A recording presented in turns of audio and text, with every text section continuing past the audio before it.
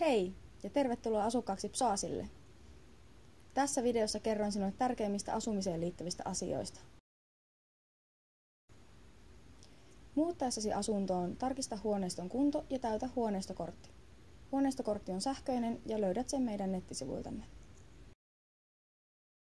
Muistathan tehdä sähkösopimuksen valitsemasi yhtiön kanssa, mikäli asuntoosi ei kuulu kiinteä sähkö.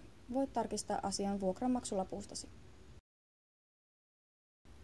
Oman irtaimiston suojaksi on suositeltavaa ottaa kotivakuutus. Nettisopimuksen voit tehdä asumisen aikana milloin vain. Oma Psoas on sähköinen palvelu, jonka kautta tiedotamme tärkeistä asioista ja jonka kautta voit tehdä muun muassa pyykki- ja saunavuorovarauksen tai varata autopaikan. Sitä kautta voit myös tehdä vikailmoituksen, mikäli löydät asunnosta jotain korjattavia vikoja. Pääset rekisteröitymään Oma Psoas-palveluun omalla viitenumerollasi.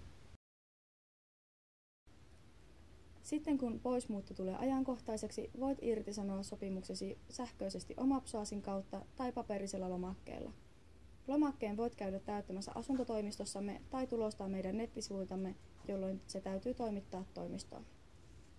Irtisanomisaika on kalenterikuukauden, eli jos haluat muuttaa pois toukokuun loppuun mennessä, täytyy irtisanominen tehdä huhtikuun loppuun mennessä. Lisätietoja ja muuta informaatiota löydät nettisivuiltamme osoitteesta www.psoas.fi.